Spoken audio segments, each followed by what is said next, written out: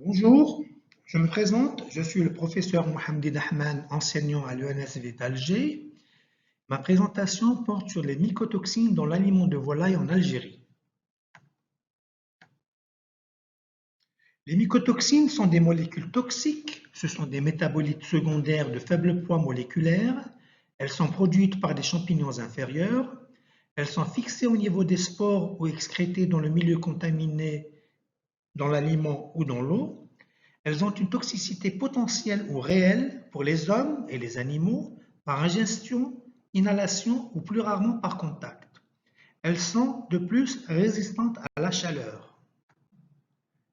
Les moisissures, qui sont des champignons inférieurs, responsables de la production de mycotoxines, se développent après un stress des plantes affectées par certaines conditions météorologiques qui sont la sécheresse, les inondations, le gel et le dégel, ainsi que par l'infestation parasitaire. Les moisissures ont une répartition ubiquitaire. Elles nécessitent un important degré d'humidité relative, 20% ou plus. Elles poussent à toutes les températures. Les principales classes sont le genre Aspergillus, Fusarium et Claviceps.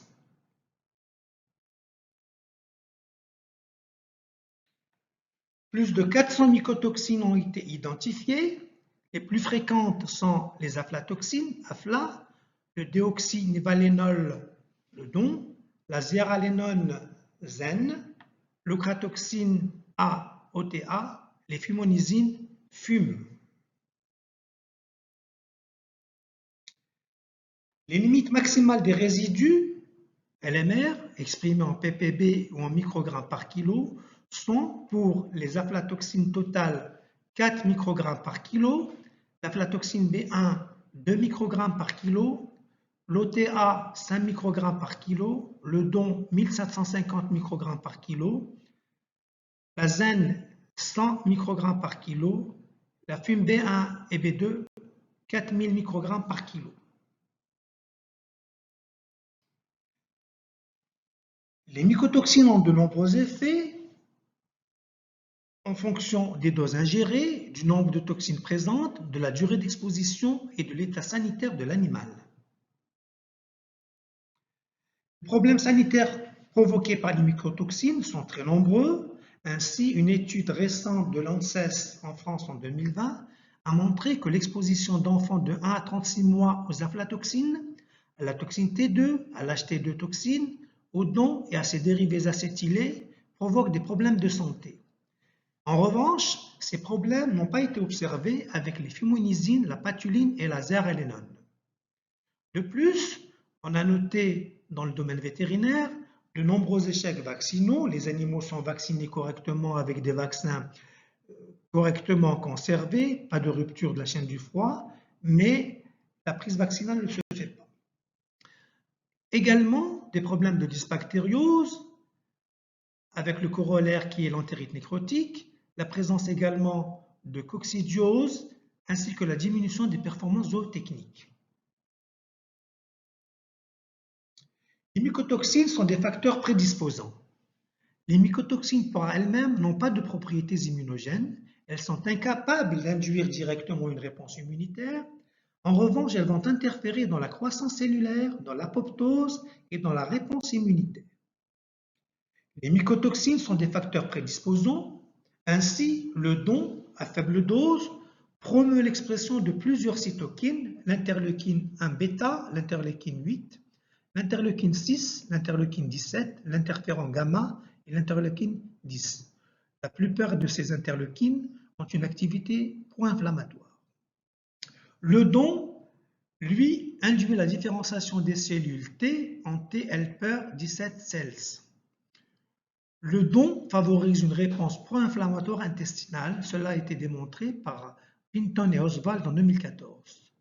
De plus, Grenier et Applegate en 2013 ont montré qu'il existait une réponse biphasique de l'expression des gènes. À faible dose, le DON provoque une stimulation, alors qu'à forte dose, il provoque une inhibition. Les effets des mycotoxines sur l'intestin, d'après la publication d'Anthony Saint et al. En 2014. Cette diapo, adaptée de la publication d'Anthony Sen et al. En 2014, nous voyons l'épithélium intestinal au milieu, la lamina propria en bas et la lumière intestinale en haut. Ainsi, la production des cytokines est altérée par la présence du don, de la T2-toxine, du névalénol, de la fumonisine B1 et de la zéaralénone. La perméabilité intestinale est altérée et augmentée par le don et la fumonisine B1. La prolifération cellulaire, c'est-à-dire le renouvellement des tissus, est altérée et réduite par le don, la T2-toxine et la fumonisine B1.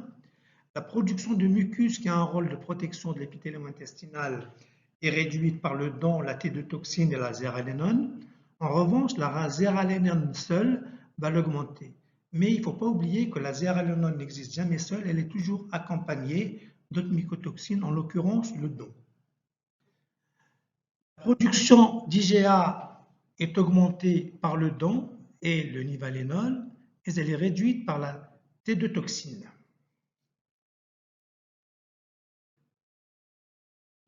Le rôle des mycotoxines dans la perturbation de la muqueuse intestinale. Le don réduit la fonction de barrière intestinale.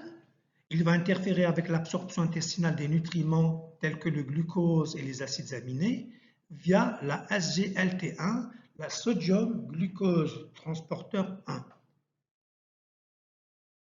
Ce dernier est également responsable de la réabsorption d'eau, d'où la diarrhée induite par le don et qu'on appelle le leaky gut, l'intestin qui fuit.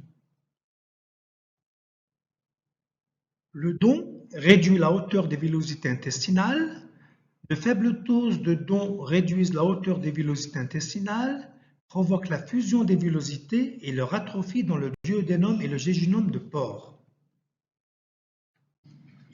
Matériel et méthode. Prélèvement des échantillons. Ils ont été effectués dans 6 wilayas, Oran, Tlemcen, Sétif, Batna, Médéa et Boumerdès. Il s'agissait de prélèvements de 100 g d'aliments à partir de 10 sacs de 50 kg rassemblés pour constituer un échantillon de 1 kg d'aliments. Les méthodes d'analyse, les techniques utilisées sont l'HPLC couplé à la spectrométrie de masse doublée. Les résultats. Pour les résultats, on peut voir sur la colonne de gauche la mycotoxine et la colonne de droite la concentration en microgrammes par kilo ou en ppb. Pour l'aflatoxine B1, 2,85, l'aflatoxine B2, 0,44, l'aflatoxine G1, 1,15, l'OTA, 0,68, le don, 575,65, le don 3-glu, 12,84, l'HT2 toxine, 6,22, nivalénol 66,48, azen 101,65, la fume A1 20,73, fume B1 2664,69, fume B2 587,56, fume B3 206,41, fume B4 142,93. Pour le résultat, on remarque que les concentrations ne dépassent pas les teneurs maximales recommandées en Union européenne et on remarque également l'importance des multicontaminations. Il n'existe pas une monocontamination, il s'agit toujours d'une polycontamination, c'est-à-dire la présence de plusieurs mycotoxines simultanément. Discussion. Nous avons noté la présence de mycotoxines et la forte incidence d'entérite nécrotique chez le poulet de chair, Anthony Sen et al. En 2015. Mohamdi et Mohamdi en 2021, la diminution des performances zootechniques, les nombreux échecs vaccinaux observés malgré l'application des règles de biosécurité, l'augmentation des cas de coccidiose alors que l'aliment est correctement supplémenté en coccidiose statique, Mohamdi et Mohamdi, 2014. Pour conclure, les mycotoxines sont des contaminants de plus en plus fréquents. Elles ont un rôle dans la maladie inflammatoire chronique intestinale, la MIS-C chez l'homme, un rôle dans la diminution des performances zootechniques, un rôle dans les échecs vaccinaux et un rôle dans la flambée de coccidiose. Merci de votre attention.